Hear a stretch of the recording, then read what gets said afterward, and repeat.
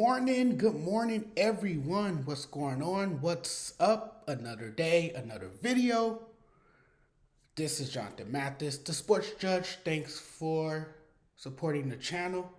I really appreciate it.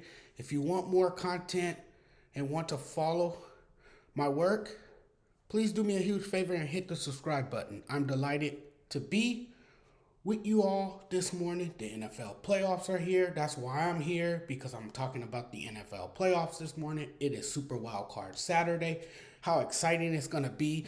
It's been a strange year in the NFL. It's been a weird year. So you know the playoffs are going to be just as crazy.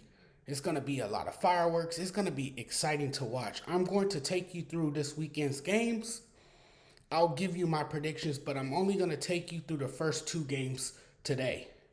The two games that's on the schedule for Saturday. And then I'll break down Sunday's games, and then I'll talk about Monday's game as well. Seahawks at 49ers. The 49ers defeated the Seahawks in two previous meetings this year by a combined score of 48-20. And here's something to keep in mind as well. Teams that have won the first two meetings and then hosted the third meeting are 14-9 in the postseason matchup since 1970. That's been many years ago, but I like the 49ers. I like what the 49ers do. I like what they're about. I like them to go to the Super Bowl. I actually picked them to go to the Super Bowl. The 49ers, to advance, they'll need Mr. Irrelevant to be Mr. Relevant, and I think he can do that. He showed that he is capable of doing such a thing. Brock Purdy has to play mostly mistake-free football, and if he can do that, the Niners are going to go places this year. The Niners are a scary team. It's a team that I wouldn't want to play. The Niners have every right to believe they can get to the Super Bowl. The reality of this game, right in front of them, is the only one that matters. So this game is the one that matters. Don't look ahead. I think what the Niners are going to do early is establish the run game. I think that's what they do so well. I think they need to stick to that game plan. You have Christian McCaffrey in the offense. Feed him the ball. Let him attack on the ground, something that he does so well. I think this is a running game early. I think you'll see Brock Purdy throwing more passes down the field in the second half. The Niners truthfully should be able to dominate in the trenches. They should be able to dominate the trenches both on offense and defense. And in nearly every defensive metric, the Niners defense is near the top. So that says a lot about their defense, right? Their elite defense can get them to the Super Bowl. San Francisco's defense has been downright impressive all season long. Their coach is extremely bright. Kyle Shanahan runs out good plays and opens up the playbook for anyone to thrive in the offense. Christian McCaffrey will have at least, here's my bold prediction. Christian McCaffrey will have at least 125 yards from scrimmage. Why? Well, because the Seahawks have trouble stopping the run.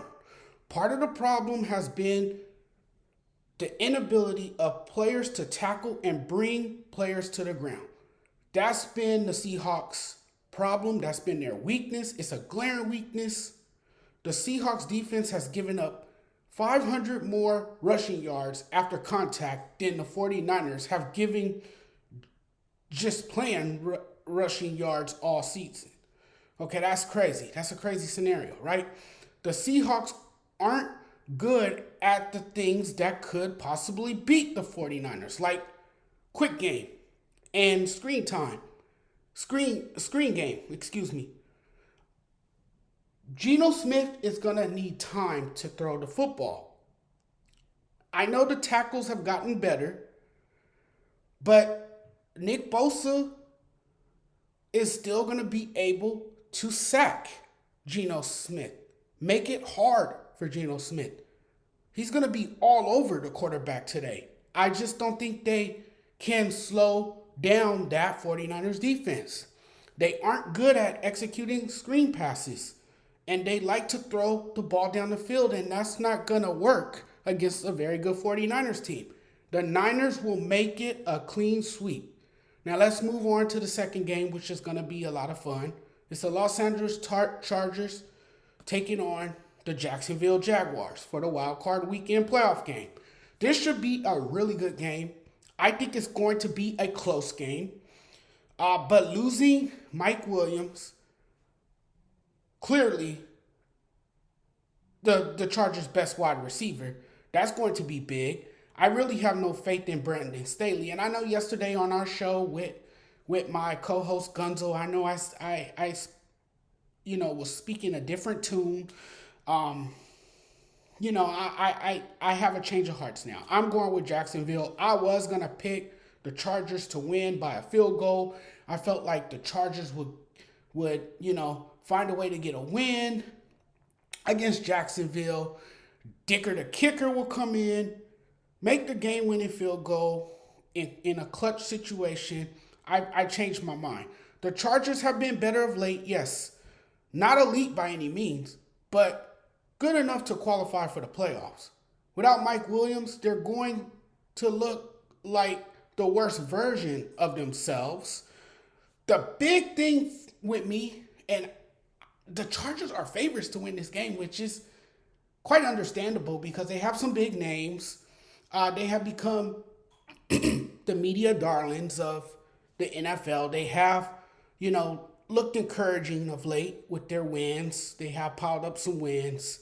But they're playing a very good Jacksonville team that likes to run the football. Jacksonville likes to run. The Chargers can't stop the run. So there you go. Doug Peterson is going to dial up an amount of first down runs against a weak Chargers run defense. They were very successful against an elite Titans run defense. I can't imagine they're not going to establish the run game. Travis Etienne is going to have a massive workload today. Everybody can run on the Chargers. So I think Etienne will become a workhorse today. Before the Jaguars got to where they are now, they went to LA and kicked the crap out of the Chargers. Justin Herbert, yes, he's one of the 5 best quarterbacks in the NFL. But they're playing against a balanced Jacksonville Jaguars team, and history has shown that the Chargers struggle against a balanced team like the Jaguars. Yes, they could devise a game plan to slow down a team. They can devise a pass defense, sure. But they can't stop the running game, and I think Etienne's going to have a big day on the ground. I think Jacksonville is completely the better team. I think Brandon Staley, mind you, will get out coached by Doug Peterson as well.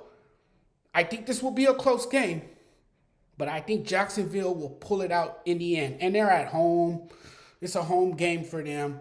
Jacksonville will be moving on. I know I said the Chargers at first, but I changed my mind. I'm going with Jacksonville. So it's going to be Jacksonville and the Niners surviving today. They're going to come out on top and get the victory.